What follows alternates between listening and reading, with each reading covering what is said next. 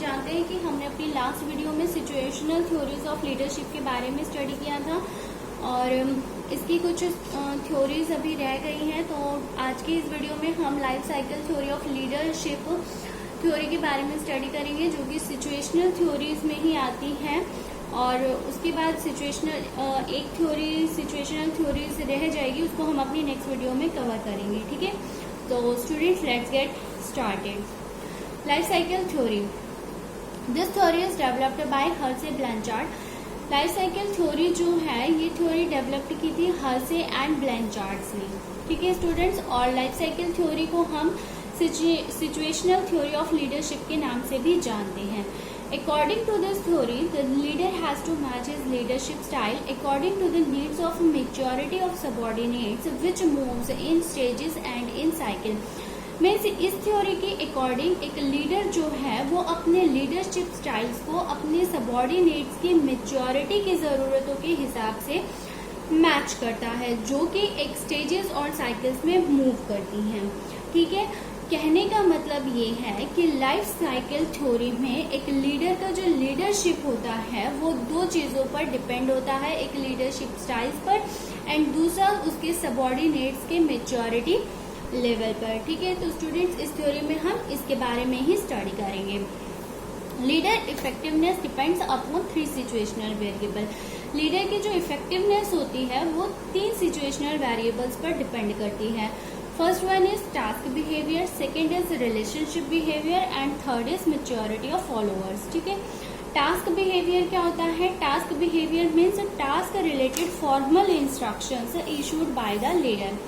वो formal instructions जो एक लीडर के थ्रू अपने सबॉर्डिनेट को टास्क से रिलेटेड इशू की जाती हैं, that is called a task behaviour. ठीक है, सेकेंड है relationship behaviour, socio emotional support provided by the leader. एक लीडर अपने सबॉर्डिनेट्स को जो सोशल और इमोशनल सपोर्ट प्रोवाइड करता है, दैट इज कॉल्ड लीडर का रिलेशनशिप बिहेवियर। ठीक है, maturity of followers, readiness levels exhibited by followers in assuming responsibility. It refers to the ability and willingness of the subordinates. Means एक subordinate का, ठीक है, एक सबॉर्डिनेट का गिवन टास्क को करने के लिए कितना वो रिस्पॉन्सिबल है, कितना मेच्योर है वो उस काम को करने के लिए सबॉर्डिनेट। ठीक है, तो इसको हम बोलते हैं फॉलोअर्स की मैच्योरिटी लेवल। ठीक है, यहाँ पर सबॉर्डिनेट की एबिलिटी और विलिंगनेस के बारे में जानते हैं हम। ठीक है, ability denotes the level of knowledge, skills and experience that a person has to him for performing a particular task. ठीक है, एबिलिटी का मतलब क्या होता है? एबिलिटी का मतलब होता है एक पर्टिकुलर टास्क को करने के लिए एक पर्सन में क्या स्किल है, क्या नॉलेज है, उसका एक्सपीरियंस क्या है, ये सब होती है उस पर्सन की एबिलिटी। ठीक है, and willingness reflects the level of motivation and devotion that a person has for successfully completing the given task. Means willingness reflect करता है कि एक पर्सन गिवन टास्क को सक्सेसफुली कंप्लीट करने के लिए किस लेवल तक मोटिवेट है और किस लेवल तक डिमोटिवेट है। ठीक है, when both components of maturity, जब ये मेच्योरिटी के दोनों कंपोनेंट्स जो हैं वो कंबाइंड होते हैं, means ability and willingness are combined, we can get 4 combination. ठीक है, जब मेच्योरिटी के ये 2 कंपोनेंट्स एबिलिटी और विलिंगनेस कंबाइंड होते हैं तो हमें 4 कॉम्बिनेशंस मिलते हैं। ठीक है, कौन से? फर्स्ट वन है low ability and low willingness. Means low, जब एक पर्सन जो है उसके अंदर काम करने की एबिलिटी कम है और उसके अंदर वो उस काम को करने के लिए इच्छुक भी नहीं है, विलिंगनेस भी नहीं है, तो उसको बोलते हैं हम सबॉर्डिनेट का लो मैच्योरिटी लेवल। ठीक है, सेकंड होता है low ability and high willingness. Means एक पर्सन में काम करने की, गिवन टास्क को काम करने की एबिलिटी तो कम है, लेकिन वो उस काम को करने का इच्छुक है बहुत ज्यादा, उसको बोलेंगे हम low to moderate maturity level of subordinate. ठीक है, थर्ड पॉइंट है हमारा high ability and low willingness. Means एक पर्सन जो है यहाँ पर उसको काम जो दिया गया है उसको करने की उसके अंदर एबिलिटी बहुत ज्यादा है, लेकिन वो उस काम को करना नहीं चाहता है। ठीक है, मतलब उसको पता तो है कि उस काम को कैसे करना है, ठीक है, लेकिन वो उस काम को करना नहीं चाहता है। तो यहाँ पर हम बोलेंगे moderate to high maturity level to subordinate. हाँ, नेक्स्ट है हमारा last high ability and high willingness. Means यहाँ पर एक पर्सन की जो काम करने की एबिलिटी है वो भी बहुत ज्यादा है और वो उस काम को करना भी बहुत अच्छे से चाहता है, मतलब वो उस काम को करने का इच्छुक भी है। तो यहाँ पर बोलेंगे high maturity level of subordinate. ठीक है, on the basis of the above 3 variable, Hersey and Blanchard have suggested the following 4 leadership style. ठीक है, इन चार सिचुएशन के बेस पर, ठीक है, on the basis of above 3 variables, मतलब इन 3 वेरिएबल के बेस पर जो है हर्से एंड ब्लैंचार्ड ने ये सजेस्ट किया कि 4 लीडरशिप स्टाइल्स एक लीडर को अडॉप्ट करने चाहिए। वो कौन से होते हैं? Telling style, selling styles, participating style and delegating styles. ठीक है, टेलिंग स्टाइल क्या होता है? टेलिंग स्टाइल होता है for the subordinates who have low maturity level, मतलब ये उन सबऑर्डिनेट्स के लिए होता है जिनका लो मैच्योरिटी लेवल जिनका मैच्योरिटी लेवल जो होता है वो लो होता है, मतलब neither they have ability nor willingness, ना तो वो सबऑर्डिनेट काम करने की कोई एबिलिटी रखता है और ना ही वो उस काम को करना चाहता है। तो यहाँ पर telling leadership style is appropriate होता है। मीन्स यहाँ पर एक लीडर को टेलिंग लीडरशिप स्टाइल को अडॉप्ट करना चाहिए। It focus directive behaviour and involve high task behaviour. Means यहाँ पर एक लीडर जो है वो अपने सबऑर्डिनेट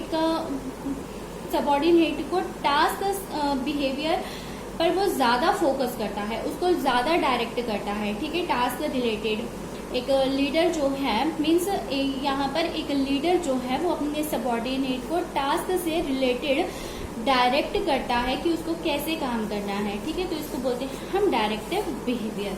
सेकेंड है हमारा selling for subordinates of moderate. ये उन सबऑर्डिनेट्स के लिए है जिनका मैच्योरिटी लेवल जो होता है वो मॉडरेट होता है। Means who have high willingness, जिनके पास जो काम तो करना चाहते हैं बट लैक ऑफ एबिलिटी, लेकिन उनके पास काम करने की एबिलिटी नहीं है या कम है, वहां पर selling leadership style is appropriate होता है। In this style, the leader provides both the directive behavior and the supporting behavior.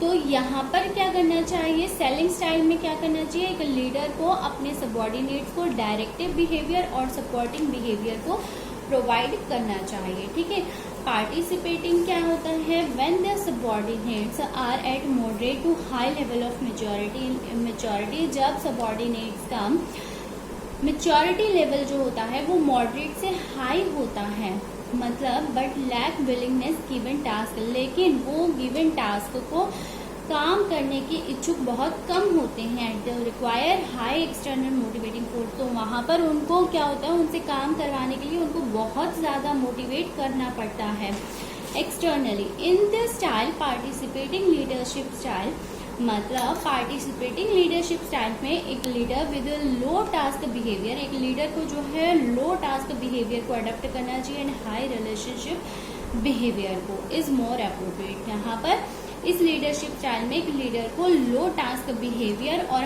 High relationship behaviour को अडॉप्ट करना चाहिए। मीन्स उसको काम पर कम फोकस करना चाहिए। क्यों? क्योंकि वो काम तो पहले से ही करना चाहता है सबऑर्डिनेट, लेकिन उसकी एबिलिटी कम है।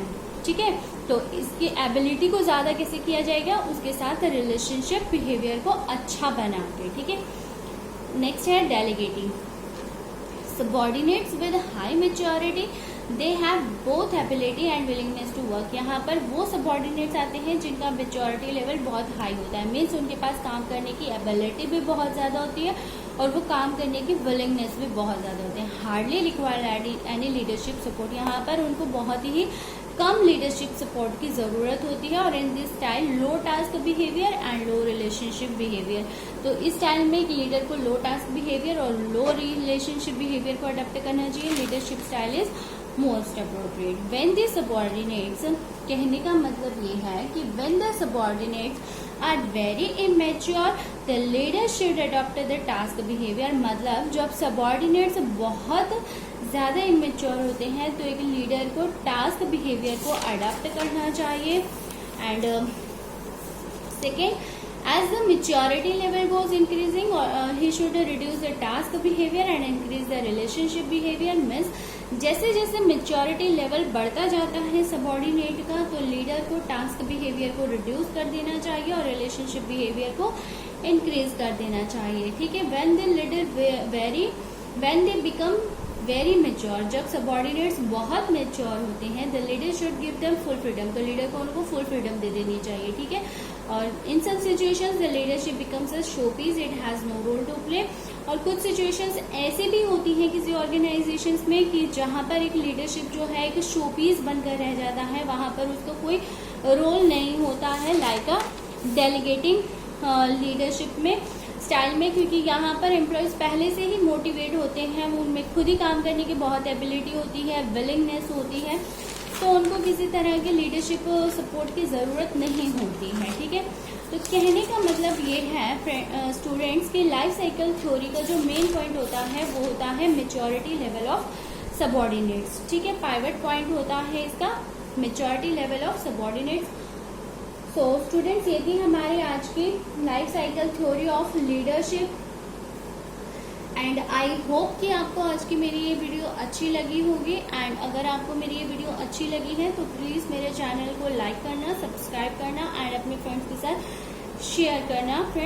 स्टूडेंट्स, क्योंकि आपका हर सब्सक्राइब, आपका लाइक जो होता है उससे मुझे अपनी नेक्स्ट वीडियो के लिए मोटिवेशन मिलता है। ठीक है। So student, thank you next video के लिए। So students, thank you so much and happy learning. And मिलते हैं हम हमारी नेक्स्ट वीडियो में। ओके।